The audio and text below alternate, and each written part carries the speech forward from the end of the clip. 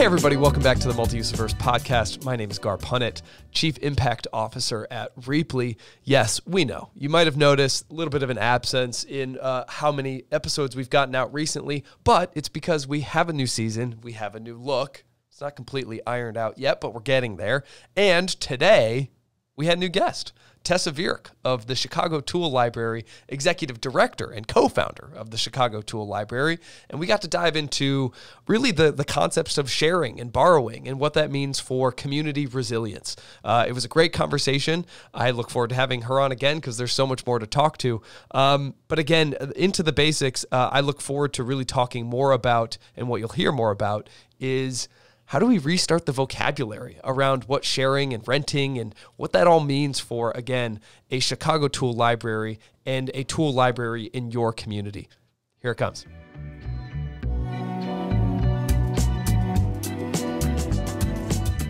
Tessa, thank you so much for joining us today.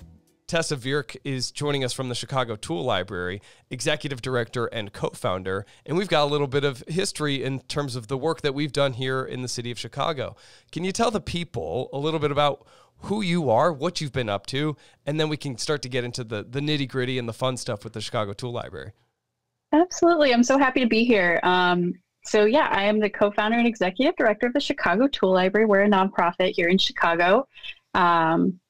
For those who haven't heard of tool libraries, they, work a lot like book libraries, but we have stuff. And yeah, it's wonderful to be here with you because you're one of the first folks that I met here in Chicago working in the circular economy space. And it's been exciting to see how you've moved through Chicago and, made your own way. So I'm really happy to be here. It's so funny that you say that too, because we were just talking earlier about how rare it is to be able to be sitting. We were sitting probably at a reused cafeteria table in which we were both doing some sort of work at the plant down in one of the neighborhoods here in Chicago, the back of the yards neighborhood then here in Chicago. But I remember this idea. I remember you talking passionately about how you were just starting to really think about how you wanted to open a tool library and start to really open this up for access in Chicago communities. Give us a little glimpse into what that went into and actually going from that idea, because ideas are cheap, and actually then turning that into the baby that is the Chicago Tool Library now, but then all the hard work that went into this, because you happened to start it right before a major global event, and I'm sure that didn't make that easy. That's definitely true. So I always have to give a ton of credit to other folks around the world who have come before me and started hundreds of other tool libraries. So I felt, while I was kind of trying something new and putting myself out there here in Chicago, starting a tool library, I felt really confident and secure in taking it on because I had so many other people to call on to help me. There are tool libraries in Honolulu and in Ireland, in Australia, in Denver, they're everywhere. So I really had this wonderful collaborative community to support me and give me ideas and inspiration. So just with that alone, I felt like I could do this. But yeah, the Chicago Tool Library opened in 2019, about 6 months before the pandemic. After a really, really fast process actually of getting it started, just because the demand and the response was so positive. We found a space super fast. Everybody has stuff in their house they don't want. And so had no problem finding an inventory of stuff. I think anybody who's listening can relate to that, but you probably have maybe even a whole room full of stuff you don't need. So we found our tools very quickly. It was just about setting up a few systems and opening our doors. So that's what we did in August of 2019. Pandemic, shutdown started about 6 months later, but we were able to rally really quickly because we were such a new organization. We were small. We didn't have a lot of undoing or redoing. We kind of were able to pivot, and we were busier than ever. As you can imagine, having access to affordable equipment to take on projects when you're stuck at home was kind of an incredible asset to a lot of families here in Chicago. I think that's one of the weirdest, coolest parts of the unfortunate events that happened during the pandemic is everyone had so much time that then they took on ambitious home projects. And you got to see that also probably with the success of Home Depot or Lowe's. And then there were lots of sales, but I could totally see that translating to you all in terms of providing more equitable access to these types of resources to just take on these projects, especially for people that maybe are intimidated of buying a brand new expensive tool, and who could then sort of start saying, all right, I want to decrease that barrier a little bit of entry and just start working with this stuff and getting maybe some advice from you all who are actually at the tool library. Is that sort of how that went? Is people just kind of stopping by and checking out some stuff? Well, and I feel like I'm kind of getting into like the deep end really fast, but you can imagine like when stuff gets weird in a community, when there's supply chain issues, which we saw, people were waiting, like 6 months for a piece of furniture. People were making their own furniture. People, contractors weren't working, supply chain issues, supplies weren't showing up. Also, people are out of jobs. There's a huge argument to be made for tool libraries supporting communities in these really strange times of, climate events or pandemics or all sorts of things, that when these resources are centralized and easily available and affordable, that we're really able to respond immediately to help people continue to live like safe and productive lives. That kind of speaks to your point earlier, and I love the resiliency aspect of that, of really being a deeply rooted community access point.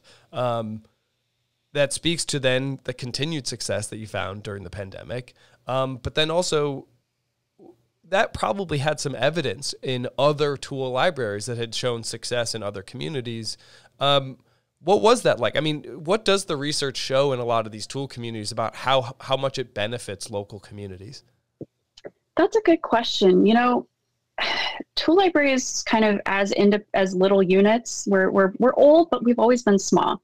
So we haven't always had the funding or the resources or the support to do a lot of really good data work that we'd like. But it's happening now. There's folks who are kind of getting that support and that energy now to figure out really cool metrics of like, how are we helping people reduce their carbon footprints? How much are we saving people in contractors or tool rentals or tool purchases? But I mean, you can just sort of imagine all the ways that this is really helpful to people, but the numbers are just sort of getting crunched now. And especially for us as a kind of COVID baby of an organization, we feel like our numbers in our first few years are just like bananas. Like, who knows really? Like, what is our impact? Like, can we even count on these numbers? Like, who knows? So, impressive numbers. Totally though. Yeah. I mean, impressive numbers. Do you have any top of hand? I mean, how many here in the Chicago community rely on you all for memberships? I mean, is this something that you all have calculated recently? Oh yeah. Yeah, definitely. So we have over 3,000 households or members who have signed up to join the Chicago Tool Library in our first 3 years. Incredible. Those folks are coming from every single zip code in Chicago, which if you're from Chicago or if you live in Chicago, that's a statistic I really like, because people don't like to go to other neighborhoods for their stuff. Across town?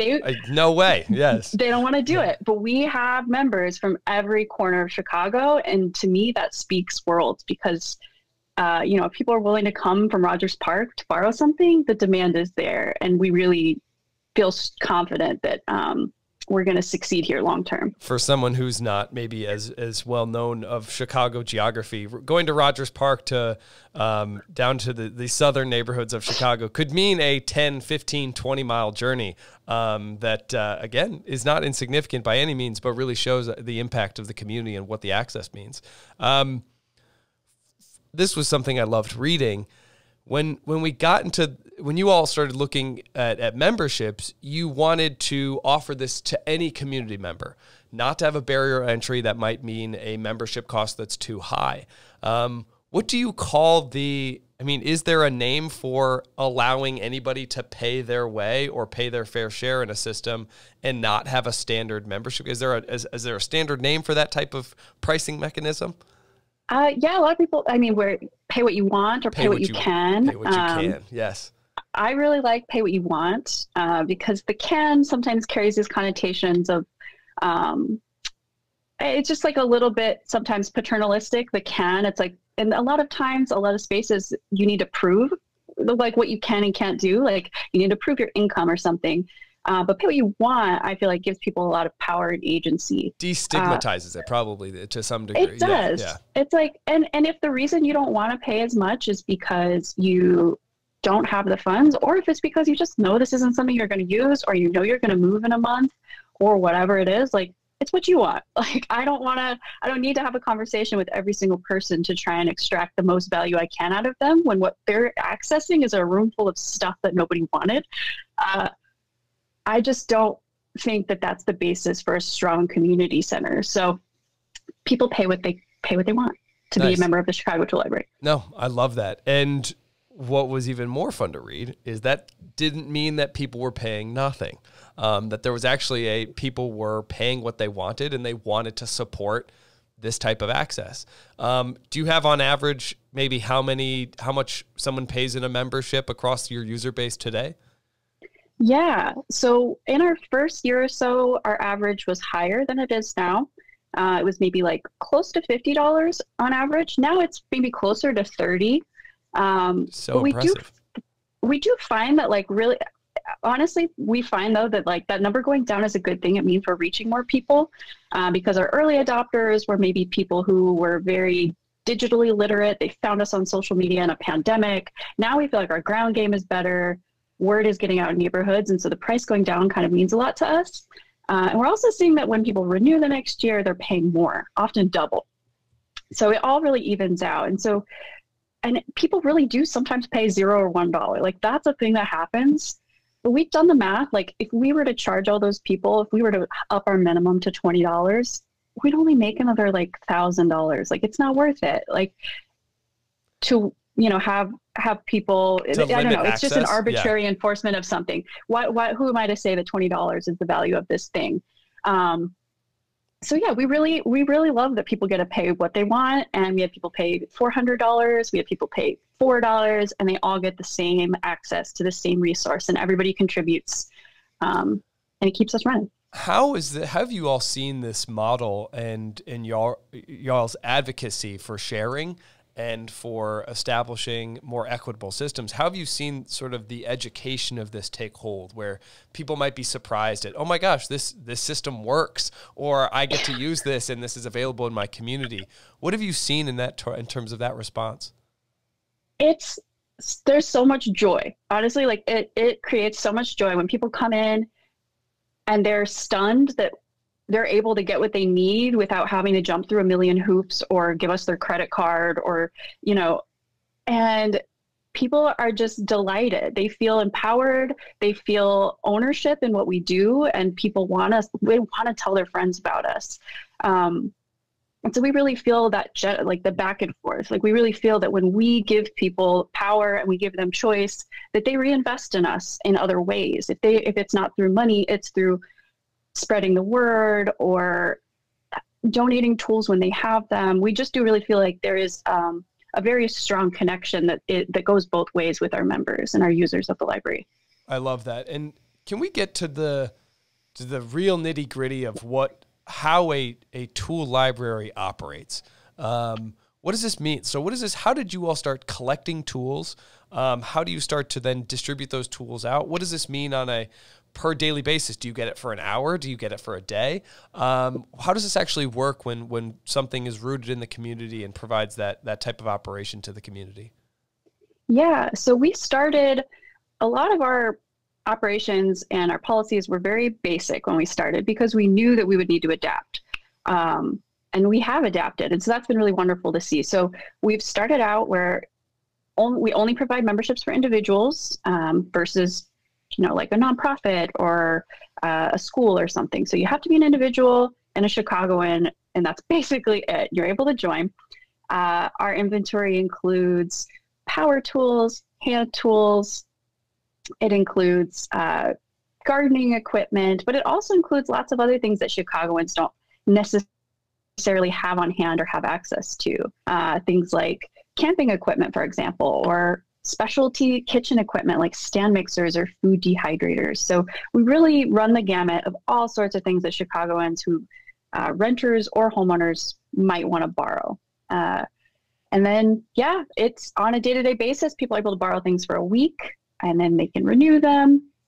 But as we're growing, we're going to be adding to that. We are actually going to start lending to nonprofits, block clubs, schools and things next year. We're going to have different kind of rules and policies for that, but we're really excited to expand bit by bit and meet the needs of Chicagoans as we learn about them. Can you speak to that programming? I think that's super, because you also mentioned that people give back in more ways than just monetarily. You probably have some volunteer efforts that I'm sure are successful with some of your members. But what does that mean in terms of programming that you're also then providing back to the community? I saw one that I hope to attend, which was sort of a repair event. Yes. Yes. Can you speak more to that? Yeah. So in the tool library movement, there's sort of like a sister or like a sibling movement out there called the, repair movement or right to repair or repair cafes, where people are kind of coming together in communities all over the world to encourage repair. For all the same reasons that you might expect, to help empower people, help them take care of their things, help them have a smaller footprint on this planet. But yeah, we partner with Chicago Public Libraries, and this year we're hosting a repair fair at a different library branch on the south and west side of Chicago every month. And they're the cutest events. You should definitely come to one, Garr. They're free for anybody in the community to come. They bring their broken things, and we have the most amazing, talented volunteers who can sew or fix electronics or do woodworking, and we help people fix their stuff. And we're actually really good at it. Our repair rate's really high. I love that. I'm so excited. So then that's that sort of sister movement then, the right to repair movement. We've seen more traction as of late, actually, yes, from a right to repair movement. Why do you think that is? Do you think that also is sort of that same COVID-esque effect where people want to do more with what they have and they want to be less reliant on the typical consumption pattern? How have you seen these both of these movements grow in the last sort of 2 years? I think they're definitely for the same reasons. And we've done a little bit of polling with our member base and asked people, why did you join the tool library? Was it to save money? And saving money was a really big answer. I think it was our top answer, but our second most popular answer was people wanted to participate in a different kind of system than just a straightforward extractive capitalist system. And that really surprised me, because I think we use like anti-capitalist in the question, which felt kind of like strong language for certain people. And I was surprised that resonated with so many people, that people wanted a different way.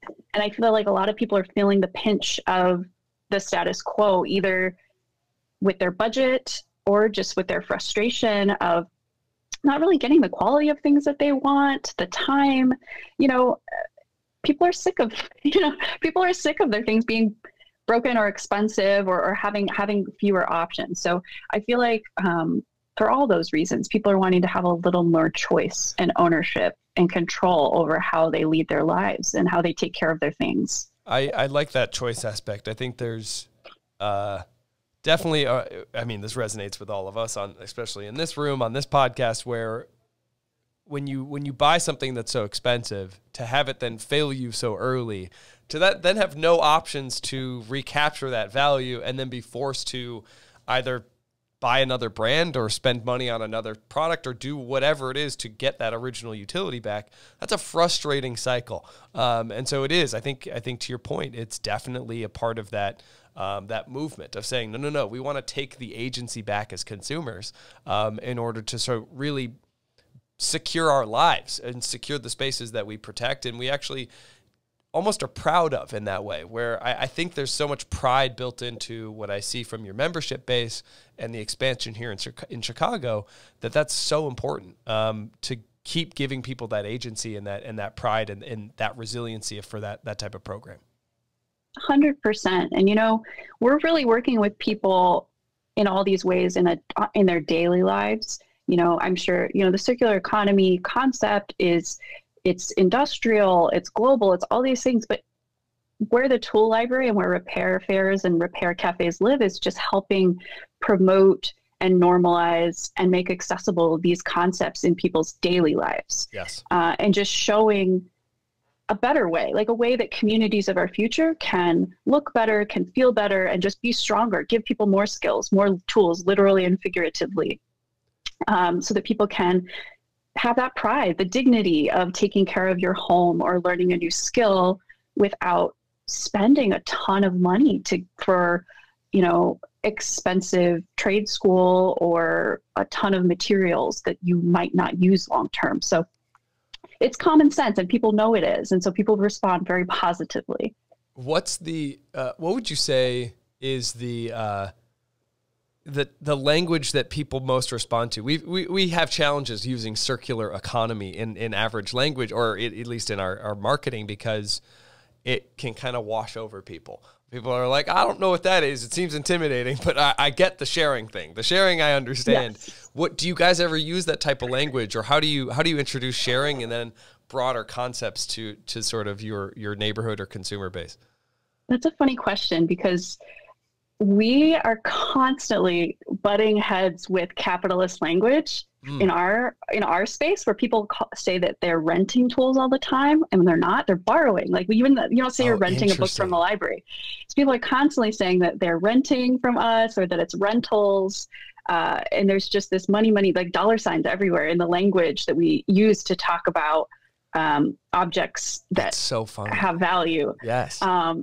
So it's really funny. So we're constantly just having to reassert that it's like, this is language of the people. These are better words. These are better actions. It's borrowing. We're sharing. And people just are used to it. They've been trained. It's not in their vocabulary. Yes. Yeah. The vocabulary of sharing just is not available to us yet, which is really wild. But beyond that, just the concept of like circular economy, like kind of the sustainability piece of what we do. I think people, they know it. It's so easy to see it when you know it. Like they know that this is a better choice for not buying. But we're still working on teaching people like the basic vocabulary about what borrowing is. So we honestly don't use the sustainability language as much as just that the verbs of being in a community like this. I love that idea, because again, it's starting with the basics of really re-educating all of us. I mean, we're doing that ourselves almost. We're having, you and I have sort of had to deconstruct these notions that we were indoctrinated with, of value of things, or how to connect more with your community. Yes. And so I so resonate with that. So it makes sense that we almost have to start just with the basics of saying, hey, it's not an exchange of money for a thing. This is a community resource that you get to have. You get to use this. I love that. What would you want to leave our audience with in terms of more ideas? I would love to ask a couple more questions. We can get into how maybe people can get involved. But before we get to that, concepts. What do you want to leave people with in terms of what sharing means, what borrowing means? How do we scale these systems across different communities, and what this means to communities? Totally. I would just reassert, and folks who are listening to this are probably familiar to some degree with circular economies and what Rheaply does. But we just need to move quickly, and we need to keep talking about these things, because in order for these fragile systems like those of tool libraries, which are very small and underfunded, people are really putting themselves out there to make our world a better place right now. And we need to catch up. Like, funding needs to catch up. Our vocabulary needs to catch up, because we're still talking about the climate problem in terms that are decades old in the spaces of funding for the most part, which is how we're going to get things done. So, traditional sustainability and environmental efforts, and they're usually like conservation. A lot of the money out there is for conservation, which is important.